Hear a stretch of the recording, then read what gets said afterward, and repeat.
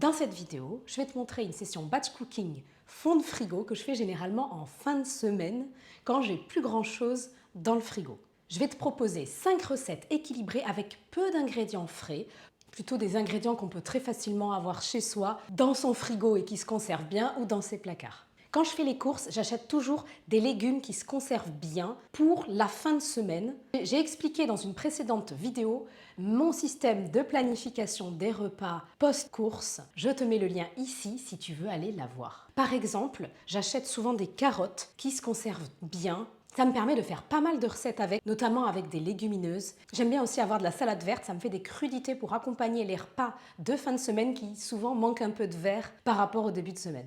J'utilise aussi souvent des légumes du congélateur, mais dans cette vidéo, je ne vais pas te montrer de recettes avec des légumes surgelés. J'en ferai peut-être une autre fois si ça t'intéresse. D'ailleurs, n'hésite pas à venir me dire en commentaire si tu aimes ce format. Si tu veux que j'en refasse à l'occasion, mon but, c'est vraiment de créer du contenu qui est utile pour toi, qui t'aide à mieux manger, à mieux bouger, malgré une vie de famille bien remplie. Les 5 recettes que je vais te montrer aujourd'hui sont des recettes qui plaisent beaucoup à mes enfants. C'était important pour moi de proposer ça, car je sais à quel point c'est difficile de nourrir ses enfants quand on souhaite équilibrer son alimentation. C'est d'ailleurs un sujet que j'ai abordé dans plusieurs de mes vidéos. Je vais te dire très rapidement les recettes que je prévois de faire et les ingrédients parce que je vais tout te remettre dans la description de la vidéo et tu pourras aller consulter ça tranquillement. J'ai prévu de cuisiner une salade de lentilles car on est en été, donc les salades repas c'est parfait. Par exemple, si tu souhaites faire un pique-nique, c'est une recette qui fait l'unanimité chez moi et quand j'invite du monde. Pour cette recette, je vais avoir besoin tout simplement de lentilles vertes qui se conservent très bien dans le placard, d'œufs que l'on va faire durcir et aussi de lardons. Tu peux remplacer par des champignons, des tomates cerises, du fromage si tu ne manges pas de lardons. Je vais aussi préparer une purée de pois cassés. Les pois cassés, c'est pareil, c'est un légume sec qui se conserve très bien. J'ajoute avec ça des carottes, des oignons. Je vais aussi préparer des gnocchis à la romaine avec de la sauce tomate. C'est une recette qui plaît énormément à mes enfants, qui est très facile à faire et qui change des pâtes ou du riz. J'utilise pour ça de la semoule de blé fine. Il me faut aussi du lait demi-écrémé et ensuite je prépare avec une sauce tomate. Pour faire cette sauce tomate, j'ai simplement besoin de boîtes de tomates en conserve, bien évidemment si tu as des tomates fraîches c'est encore mieux, de carottes, d'oignons. Les carottes, ça corrige un peu l'acidité des tomates, j'aime bien en mettre, mais ça reste optionnel. Pour la sauce tomate, je vais faire une grosse sauce tomate, je vais la diviser en deux parce que je vais utiliser une partie pour accompagner mes gnocchis et une partie pour faire un risotto d'orzo à la sauce tomate. Ça, c'est un repas très facile, prêt vraiment en 10 minutes. J'utilise de l'orzo, on appelle ça aussi avoine, et je mets dedans aussi quelques gousses d'ail pour parfumer et j'ajoute à la fin des morceaux de feta. Le dernier repas que je prévois de faire, c'est des galettes de sarrasin. Ça, c'est vraiment pratique, ça se prépare en 5 minutes et ça fait beaucoup de restes. On peut les manger sur plusieurs jours. Je vais te montrer une technique pour gagner du temps à la cuisson qui plaira pas forcément aux Bretons, j'espère qu'ils seront indulgents. Pour les ingrédients, c'est encore une fois très simple puisqu'il y a simplement besoin de farine de sarrasin qui se conserve très bien dans ton placard, de gros sel et d'eau et on rajoute un œuf. Et ensuite pour la garniture, c'est la garniture de ton choix. Souvent on met œuf, jambon, fromage, c'est déclinable à l'infini. Tu peux faire en fonction des restes que tu as dans ton frigo. À la fin de la vidéo, je te montrerai aussi ma liste des menus à partir de ces plats et aussi comment j'équilibre les repas. Je vais commencer par préparer les légumes et donc par éplucher les carottes. Je te propose les recettes sous un format batch cooking. Ça veut dire que je ne vais pas faire les recettes l'une après l'autre séparément. Je vais optimiser le temps. Pendant qu'un plat cuit, je vais en préparer un autre et ainsi de suite pour ainsi pouvoir tout cuisiner en l'espace d'1 heure, 1 heure et demie. Les carottes, je vais en avoir besoin pour ma purée de pois cassés et aussi pour la sauce tomate. Donc je vais en éplucher 5-6 à peu près. 4 dans la purée de pois cassés et 2 dans la sauce tomate. Et je vais aussi éplucher les oignons. Je vais en mettre un gros dans la purée de pois cassés et je vais aussi en mettre 2 dans la sauce tomate. La sauce tomate, je vais faire une très grosse quantité comme je disais puisque je vais préparer 2 plats avec. Je vais couper les oignons pour la sauce tomate parce que je vais commencer par préparer la sauce tomate. Je vais faire chauffer un filet d'huile d'olive dans un grand récipient. Là, j'ai pris un wok. Je vais ajouter les oignons. Je vais les faire dorer quelques minutes à feu moyen, pas trop fort non plus parce que ça pourrait brûler. Pendant que mes oignons dorent, je vais couper mes carottes en petits morceaux. C'est exprès que je les fais en tout petits morceaux parce que ça permet de cuire plus vite. Quand mes oignons sont un petit peu dorés, j'ajoute mes carottes. J'ajoute mes boîtes de tomates Ce sont des tomates entières, ça s'appelle entières pelées au jus. Alors après, on peut prendre aussi des boîtes de pulpe aussi de tomates. Il faut juste regarder la composition parce que parfois ils ajoutent du sel ou du sucre dedans. Donc ensuite, je vais assaisonner et après ça va mijoter tranquillement. Faut pas oublier de tourner de temps en temps, mais pendant ce temps, je vais préparer le reste. Pour l'assaisonnement, je vais mettre une feuille de laurier, du thym, un petit peu de gros sel et du poivre. Après, on peut mettre vraiment l'assaisonnement de son choix aussi en fonction de ce qu'on a dans ses placards. On peut ajouter des herbes, du basilic, du persil, etc. Pendant que ma sauce tomate mijote, je vais lancer la préparation de la purée de pois cassés. Je vais donc commencer par préparer l'oignon. Là aussi, je le coupe grossièrement parce que ça va mijoter pendant longtemps et ensuite, je vais tout mixer. Donc, il n'y a pas besoin de faire des tout petits bouts et de se piquer les yeux. Là, cette fois-ci, j'utilise une casserole parce que ce sera plus pratique ensuite pour mixer ma purée. Je vais mettre un filet d'huile d'olive et je vais ajouter mes oignons pour les faire dorer quelques minutes. Pendant que ça dore, je viens couper mes carottes en rondelles. Alors j'ai oublié de préciser, la sauce tomate, elle va cuire environ une vingtaine de minutes à peu près. De toute façon, je remets en description de la vidéo les temps de cuisson, les ingrédients, etc. J'ajoute mes carottes. Il y en a une qui s'est échappée. Hop. Et j'ajoute ma boîte de pois cassés. Je mets 500 grammes, je mets tout. Et maintenant, je vais assaisonner. Donc, je vais mettre du gros sel. Alors, dans la purée de pois cassés, on peut aussi ajouter, si on le souhaite, des lardons. J'aime bien le faire de temps en temps. Là, je ne vais pas le faire parce que je mets déjà des lardons dans la salade de lentilles. Et j'aime bien ajouter pas mal d'épices. Donc, je mets un peu de piment d'Espelette, du cumin et du curry. Après ça, c'est vraiment selon les goûts. J'ai oublié le poivre. Et un peu de thym. Et enfin, je mets une feuille de laurier. Par contre, la feuille de laurier, attention, il faudra l'enlever avant de mixer. Et la dernière étape, j'ajoute 1 litre d'eau. Je vais monter le feu et quand ça sera à ébullition, à ce moment-là, je baisserai le feu et je laisserai mijoter tranquillement. Ça mijote environ 1 heure pour être bien cuit. Pendant tout ce temps-là, il n'y a rien à faire à part remuer un petit peu de temps en temps pour pas que ça accroche et éventuellement rajouter un peu d'eau si on voit que c'est trop sec et que du coup ça va brûler au fond. J'en profite pour remuer aussi un petit peu ma sauce tomate et écraser les gros morceaux de tomates qui commencent à être plus mous maintenant à force de cuire. Maintenant que tout ça mijote tranquillement, je vais préparer les lentilles pour la salade de lentilles. Donc, je remplis une casserole d'eau. On peut mettre la quantité que l'on veut. Donc je mets à peu près la moitié du paquet. Alors, je fais vraiment au hasard. Je pèse même pas parce que c'est pas très grave s'il y en a un peu trop ou pas assez pour une salade. Je vais venir porter à ébullition. Je rajoute un peu de sel dans l'eau. Alors pas trop parce qu'après il va y avoir aussi des lardons dans cette salade, donc ça va saler en plus. Les lentilles, quand ça bout, c'est à peu près 25 minutes de cuisson. Pendant que tous mes plats cuisent tranquillement, je vais préparer maintenant les gnocchis de semoule. Pour ça, je vais peser précisément 250 g de semoule fine. Je verse 1 litre de lait demi-écrémé dans une grande casserole. Je vais allumer sur feu vif. J'ajoute du sel, du poivre et de la noix de muscade. Et je vais porter ça à ébullition en surveillant assez régulièrement parce que le lait, ça peut vite déborder. Je me prépare à l'avance quelques petits morceaux de beurre que je mettrai aussi pour mes gnocchis. Alors je n'attends pas que le lait bout pour mettre ma semoule. J'attends juste que ça frémisse. Voilà, là c'est assez chaud. Je vais mettre sur feu doux et je vais verser ma semoule de blé fine très doucement, en remuant. C'est vraiment important d'y aller très doucement pour ne pas faire des grumeaux.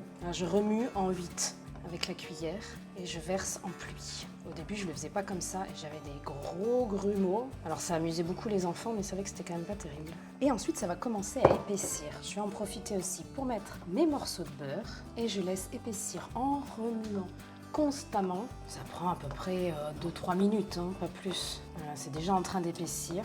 Une fois que mon beurre est fondu et avant que ce soit trop épais, je vais éteindre le feu. Je verse aussitôt dans un plat qui peut aller au four. J'ai oublié une étape.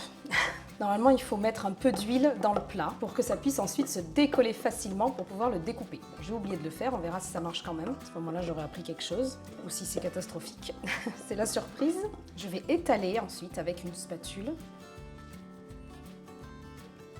et je vais laisser tiédir pour ensuite pouvoir le découper. Je profite que j'ai un feu de libre pour faire durcir mes œufs pour la salade de lentilles. Donc je les mets dans l'eau froide, je porte à ébullition et quand ça bout, c'est environ 7 minutes. Pendant que toutes mes préparations mijotent, je vais en profiter pour préparer la pâte de sarrasin pour les galettes de sarrasin. Donc je prends un saladier avec ma balance et je vais peser 330 g de farine de blé noir.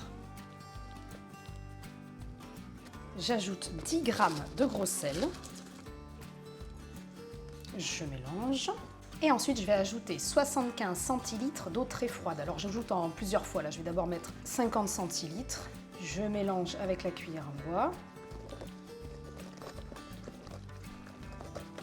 Pour bien enlever tous les grumeaux, je vais passer maintenant au fouet.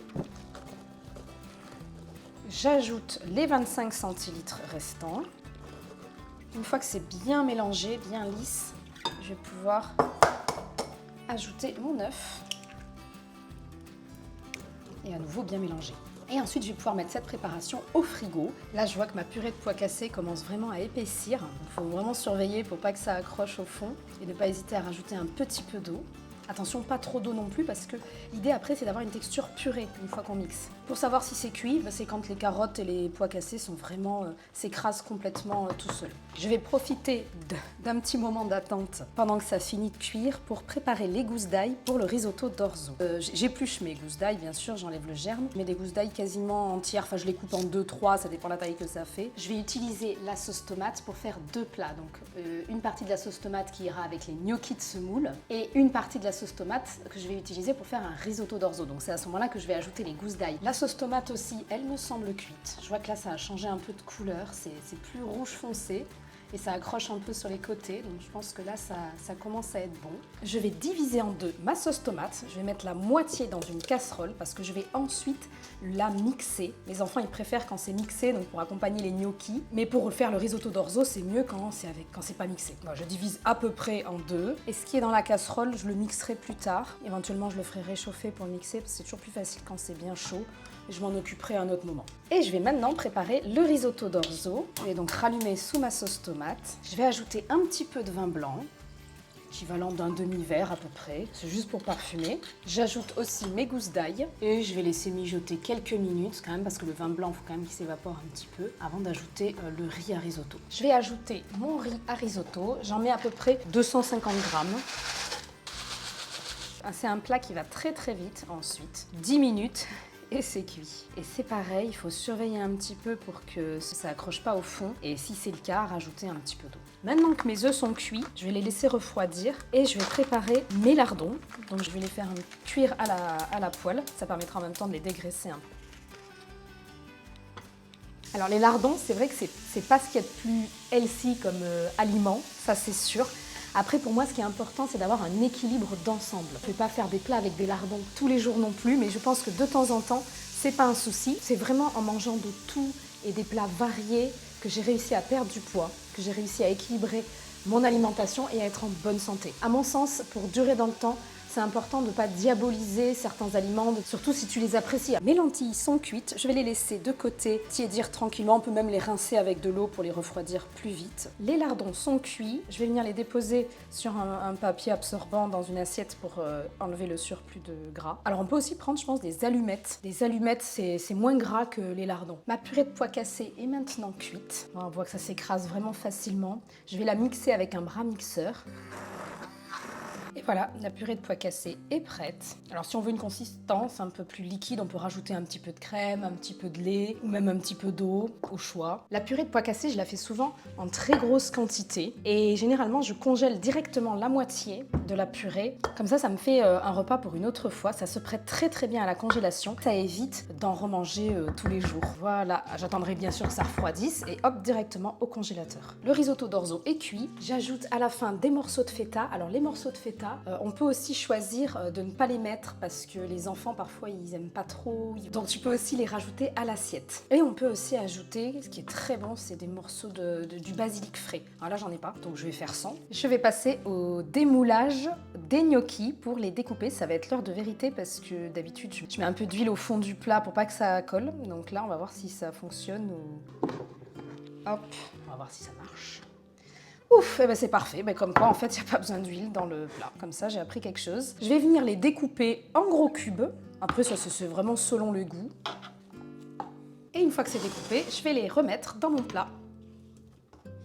Mes gnocchis sont prêts. Alors on peut ajouter du fromage râpé par-dessus et on peut les faire gratiner au four. Au moment où je tourne la vidéo, il fait très chaud, donc je ne vais pas utiliser mon four. Et en plus, mes enfants aiment pas trop quand le fromage râpé gratine. Je ne fais que les réchauffer au micro-ondes au moment de les servir. Et maintenant, la dernière préparation, je vais venir éplucher mes œufs pour la salade de lentilles. Je vais ajouter aussi une échalote et je vais la couper finement. C'est très bon l'échalote dans la salade de lentilles. La dernière étape pour cette salade, c'est préparer la sauce. Alors pour ça, je prends un bol à part. Je vais mettre une cuillère à soupe de moutarde forte. Et ensuite, je vais mettre huile d'olive et vinaigre. Et pour ça, je vais verser tout doucement en remuant. Je mets un peu d'huile, un peu de vinaigre, un peu d'huile, un peu de vinaigre et ainsi de suite. Sachant que pour les proportions, je mets à peu près un tiers de vinaigre pour 2 tiers d'huile. Pour les quantités, je suis souvent au hasard, j'avoue. C'est difficile parfois pour moi de donner des quantités précises dans mes recettes parce que j'ai tellement l'habitude de les faire que je mesure pas, je pèse pas. Je vois en fonction de la salade. Au besoin, après, j'ajusterai de toute façon en goûtant. Je vais ajouter du poivre, mais je vais pas mettre de sel parce qu'il y avait déjà le sel des lardons et le sel que j'ai mis dans l'eau des lentilles.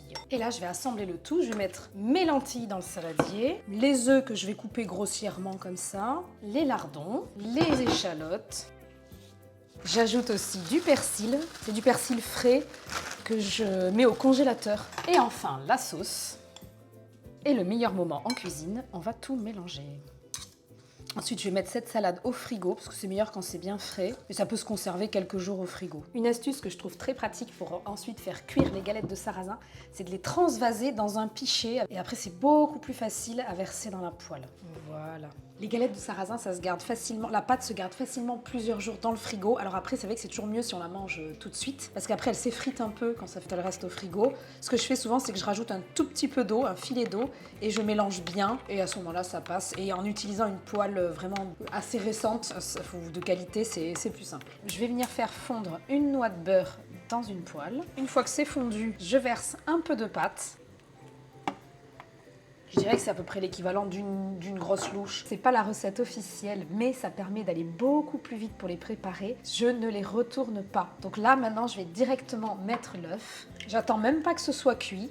Je mets mon œuf, le fromage râpé. Je mets aussi mes petits morceaux de jambon. Et ensuite, je laisse cuire. Et ça permet d'aller beaucoup plus vite. Et surtout, ça évite le problème de la pâte qui accroche au fond de la poêle. C'est beaucoup plus facile après à manipuler. Comme j'ai 4 enfants, souvent ce que je fais, c'est que j'utilise 2 poêles en même temps. Comme ça, je fais 2 galettes en même temps. Et ensuite, je leur partage en 2. Et s'ils ont encore faim, j'en fais une de plus. Mais effectivement, c'est vrai que les galettes de sarrasin, parfois, ça demande une certaine logistique. Parce qu'il faut les faire cuire au dernier moment. On ne peut pas les préparer à l'avance. Enfin, on peut, mais c'est pas aussi bon. Pour voir si c'est cuit, je regarde si le blanc de l'œuf est cuit et aussi dessous, comment c'est, si c'est bien doré. Là, c'est pas encore cuit, je vais attendre encore 1 ou 2 minutes. Là, ça me semble cuit, donc je vais l'applier. Je fais ça très simplement, hein. J'ai jamais été très douée pour l'aspect esthétique des choses.